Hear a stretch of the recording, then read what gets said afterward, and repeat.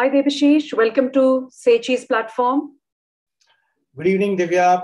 Pleasure to have this forum and interaction with everybody. Thank you very much.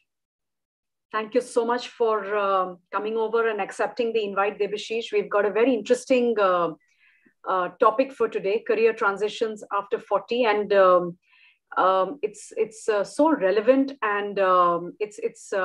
I don't know if it's the moment or where we are in the current stage of life right now, which makes it important, or just because it's just such a relevant topic by itself. You know, most people around that age had parents who had these one jobs which they held all their life. So for their generation, for the next one, sometimes just thinking of a career change is such a big, just the thinking about it is a big deal. And with, on the other hand, the COVID has prompted all of us to just relook at our own careers and where we are headed. So it's a very relevant topic, Debashish. I can't wait to get started. But if you're okay, I'll just take a minute and introduce our audience to you. Sure, please go ahead. Okay, wonderful. So for everyone joining in, Debashish Das is an HR specialist with over 21 years of experience in all areas of human resources across diverse sectors such as manufacturing, IT, and telecom. You're a globally accredited coach by the ACC, deeply involved in executive coaching at leadership levels. Your areas of specialization are strategic HR systems, processes, policies, change management, which directly impact the business deliverables. You preach, plan, and practice transforming business through people solutions in the business ecosystems. And your goal is to bring the best HR practices in organizations and make HR function a strategic driver of the business. Wonderful. That's very impressive, Debashish. And that's a lot of work in there. So can't wait to get started. So just before we get really fully into the topic, I wanted to know, you mentioned that you're a coach and you're into the whole career transition space. I just wanted to know, why do people need a coach in this space? I mean, don't they just know what they have to do or don't know what they have to do? But what exactly does a coach do? See, career transition in today's time is very different from the kind of industry and the environment we were living in many years back. Just to give you a perspective, I am the second generation carrier of the career transition ideology in my family. My father started and became an entrepreneur after 60. After his retirement, he decided that he will not be like one of those retirees who will pick up the newspaper every morning and do morning walks and all. He said, no, this is not me. So after he retired at 58, he chose to take up an insurance advisory services from LIC. And at 58, when he started, till the time, and he passed away at 86, till the age of 84 years, he was actively involved and he became one of the top performers in the system. So, that is one way to look at career transition, but he accidentally got into it because he had no other option. Today, when I look at myself, I gave up my corporate career at 40 and I became an entrepreneur. So the opportunities in 2021 are so different, so niche, and they're emerging every day. It is very difficult for an individual to, find the right option and make the right match with the competencies and the opportunity. So that is where the coach comes in picture. So I have over the 1,000 hours of coaching which I've done, many scenarios and case studies of people who have come to me saying that, look, I want to do this. When I have my first 2-3 interactions with them, I realize that this is what they want to do, but clearly the competency lies somewhere else. And with clear and focused and structured coaching, we're able to gently guide them to the area of an interest, which will be actually more productive for them. So that is where a coach is able to show a lot of area and a lot of direction to the coachee to be able to tell them that you may want to do this, but actually your competencies and your strengths are in this area. Explore this. Sometimes people don't even know that there is an opportunity available. So, for example, when I did my course from IIM Calcutta, one of my batchmates was actually wanting to discuss with me when he got to know that I'm a coach. And he said, look, I have always been an interior designing guy, and I wanted to start something in interior designing. You will be surprised when after 5 sessions of coaching, today what he's doing is he's actually doing landscaping. Now, landscaping is very different from interior designing, and he's doing very well. So sometimes people do not know these opportunities exist, where to go, who to contact. So that is where you need a coach. Okay. And like some people perhaps know what their calling is, but are there some signs that a career transition is needed, or how do you really define it? Is it like does it have to be completely different, the two, where you are right now and where you want to be? I mean, how does one know that, you're ready for it? So I think the first and foremost thing which an individual who is interested to look for career transition is to look at the signs, and these signs are first forced or reactive signs, or they are proactive signs. So I'll give an example to further elaborate this. So in in the last 2 years, we have done a lot of career transition coaching for people at 40. And there are cases where people have come after they have been asked to move on, or their salaries have been reduced, or the departments have been shrunk. So these are forced scenarios. We call them scenarios which have been created because situations were out of the control of an individual. And people were actually given the news that this is the it. I mean, you are no more needed in this scenario. So that is a time when many people were looking for a coach and they did not know who to approach, who is the right person who can guide them. Thankfully, with the kind of network I have, people were able to be referred to me. And now with platforms like Sage's and all, it will not be difficult for people to come to the right kind of coach. So one thing which I will tell everybody is that go for experienced people, certified people, go for authentic and validated platform like your platform or anything else if they are available, and look for people who have done at least 500 plus hours of coaching for career transition, because less than that, people will not be able to give you that kind of a content or that kind of a perspective to be knowing what is available in the industry and what your skill sets are. Also, if you have a coach who has got psychometric background, it will help because they will be able to analyze your strengths through some structured, validated tools to tell you, okay, these are your strengths and these are the opportunities, and give a good match to that. So this is one way where people were forced, and that is the time they should definitely look for career transition. There were people who did not take coaching and they tried things on their own. After 1 year also, they were at the same place. They were stuck basically. So it's not a good idea to not take expert advice. Some other people who take coaching are the ones who are actually successful. There is no problem. They're welcome in the organization. They are getting their increment, but they are not growing. They are not getting the kind of work they want to do. They feel they're capable for the next level of exciting work in the organization, but the organization says, no, you are doing good here. We will not let you move up. Please do this. And that happens in the larger system, where organizations say that if you are a good performer in a particular area, you will be here only. They are the ones who also need some career transition to try and see what they can do differently. And I'm happy to say that I have 4 or 5 case studies where people have moved cross-functionally. So there's a sales guy who moved into HR guy moved into a CEO and a business role. I recently have, last 1 year back, I coached somebody to move in from a customer service role to a head of HR role. So, I mean, look at the kind of shift that people are making. There were people who have moved from finance to HR or finance to CEO. Those kind of transitions are also happening. And all of this happened because people said, I have reached a point where I think I have done enough and more of this function, but I want to do something different. I do not know what. But when you start with that kind of thinking, that's also a sign that you need career transition. These are from the corporate point of view.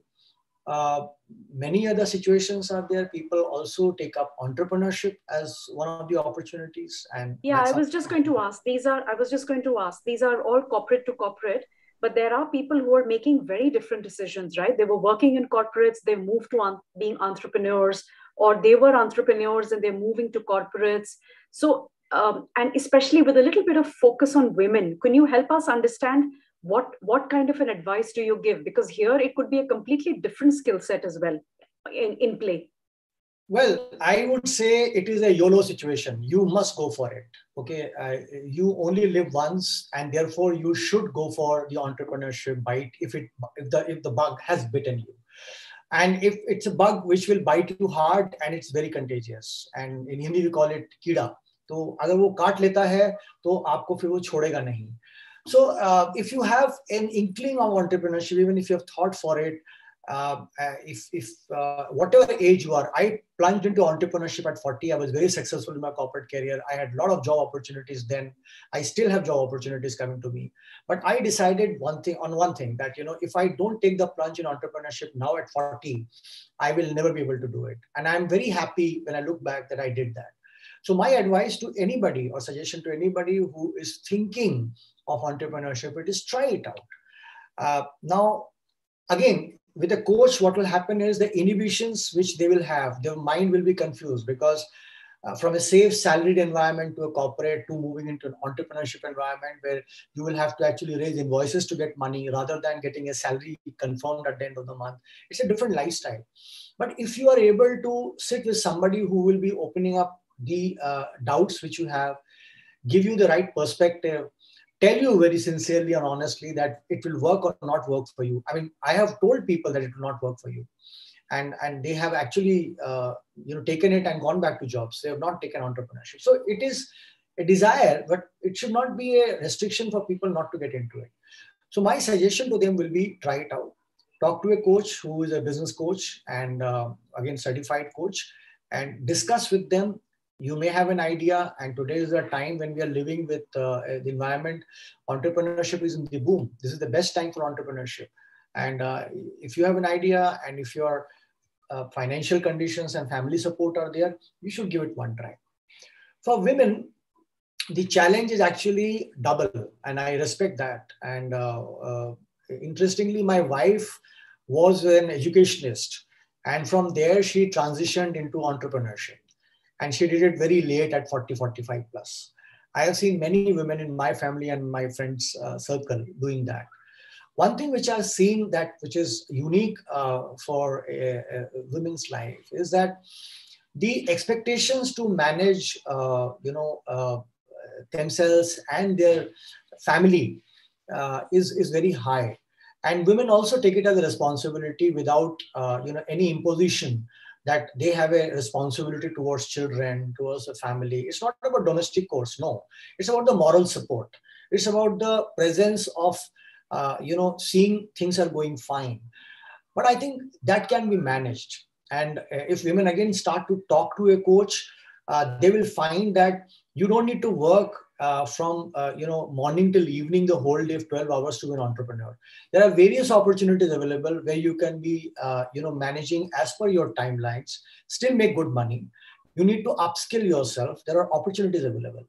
So if women start to talk to somebody and they are able to get the right kind of coaching, it will become very practical for them, and they will be able to manage their entire time and their work-life balance, as well as make money with their independent source of income without being necessarily employed all the time. Those opportunities and avenues are available.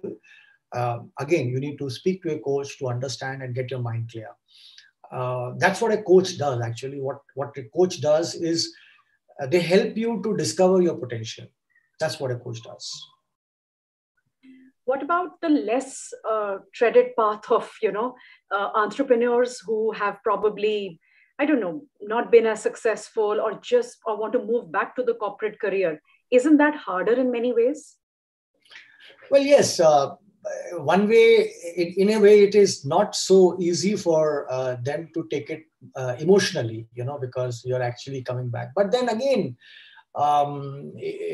if you go through a coaching program and get the clarity of, it is always better to cut your losses at the right time and go back to something which perhaps will be more meaningful than, taking it on your ego and continuing to pursue with it when it's not making any sense. So it will actually create more pain later on. So again, with the coaching, those inputs and those emotional, heartburns can be managed. Because sometimes I have seen people taking it personally and on their ego to say, no, I will not let it go till the end. Is par ya us par hoga. So that is not the right way actually. It's nothing to do with anybody's. It does not make. I always tell, and this is also known, that even if you have failed in a venture, does not make you a failure. So it's all right. You tried. And by the way, today, many organizations welcome failed entrepreneurs. And a lot of times, failed entrepreneurs become very good employees because the sense of the ownership is higher there. So, but a very important disclaimer here, the entrepreneurs who have been doing their own work for a long period of time, if they want to come into the industry, it's a good idea for them that they upskill themselves. It's very important to be sharp in terms of upskilling. They must not assume that, okay, we did our MBA or engineering long time back, so that will make us employable today. Today's employment skills are very different. So it's not a bad idea that through a coach, identify what are the new areas of upskilling available, upskill themselves, do some psychometric assessment to find out what your strengths and your weaknesses and your personalities are. How good are you a team player? Because see, psychometric assessments again are a very good tool to help you understand whether you're a good team player. Personality wise, are you adaptable in the culture? Will you be flexible? Because a lot of time people who are entrepreneur oriented are very, very self-driven people. They are difficult to sometimes work in a team, and they may have sometimes authority issues also. I'm not making a generalistic statement, but I'm saying that these are some of the things which have come up during coaching, that people who have moved from entrepreneurship to an organization suddenly say that we are having difficulty to report to somebody who is 10 years younger to me. So those kind of things are also there for people to, but that's reality. So again, through coaching, through psychometric assessments, through proper clarity and guidance, these kind of challenges can be addressed well in time before you land into it and then find it very difficult to handle. Very informative, Debashish. This was extremely informative, and I realize it's, I guess, never too late to be making changes in your career. And I think with the right partner, who can be trusted and who's experienced in this space, the transition can be made easier in many ways. But good to know that that it's a lot more acceptable, and there is a lot more hand holding and a lot more environment around you which is more conducive than before. So that's great to know. Any other thing, Debashish, we need to be watchful of? Yes. So there is sometimes a lot of stigma at 40 plus, and people start telling that I have actually reached an age where I do not need to try anything more. I would question that and challenge that in many ways, saying that the 40 is a new 20 actually, and 40 plus is an age where you actually can do a lot of meaningful work. So do not write yourself off, or do not kind of stop learning, because people say, I've got 15 years of experience, I'm good in this area, I am a finance guy, I'm a sales guy, I'm an HR guy, or I'm a SCM guy. So how can I do anything different? This is what I've done. This is what I have done throughout my life and career. Or I worked in an IT industry, how can I work in any other industry? So today the world is industry agnostic. The world is skill agnostic. Cross transitions are happening very easily today. What is needed today are competencies. If your competency is clear, it's like cricket. If your competency is clear, then you can play T20 also, you can play ODI also, you can play test match also. You can play white ball also, you can play pink ball also, you can play red ball also. So, but you need to be a Rohit Sharma who can play all three formats. Okay. Otherwise, you will be stuck into one area, and you will not be able to move further. And it's not that it will harm you in any way, but you will miss out the opportunity. You will miss out the fun of seeing so many variations and varieties. I'm telling you, Divya, it is such a fantastic world outside. There are so many opportunities which India is going through, and we are all very fortunate to be in this time, in this generation. And in the next 10, 20 years, India is going to be leading the world economy. So this is the best time for everyone, whether it is youth or for veterans or for people who are, even more seasoned. Everyone has an opportunity. There's huge amount of work. I have written an article, and audience who are listening to me can type and read that article called Salt and Pepper. Okay, and it is in my link. And I wrote that article before COVID in 2020. And that is where I had written about the comeback of the salt and pepper era. So salt and pepper era, people of my generation who have got salt and pepper, here and, so they are going to be in demand big time because they have skills, they have energy, they have wisdom. What they need is a little bit of coaching, a little bit of orientation to, open up their mind and accept the new reality, get those baggages and biases out of their way, and they are the highest and most productive resources in India today, which you have. So those are my, parting notes to everybody who is listening to me and who is 40 plus. This is your time. Just get up and just take it forward. And you have a huge opportunity in today's economic and business context. So best of luck to all of you. Thank you, Debashish. That's a very positive note to end the conversation with. We'll remember this. We'll remember this for a long time. Thank you so much. It was a wonderful session. Bye-bye. Good day. And thank you, Say Cheese. Yeah, I will say cheese.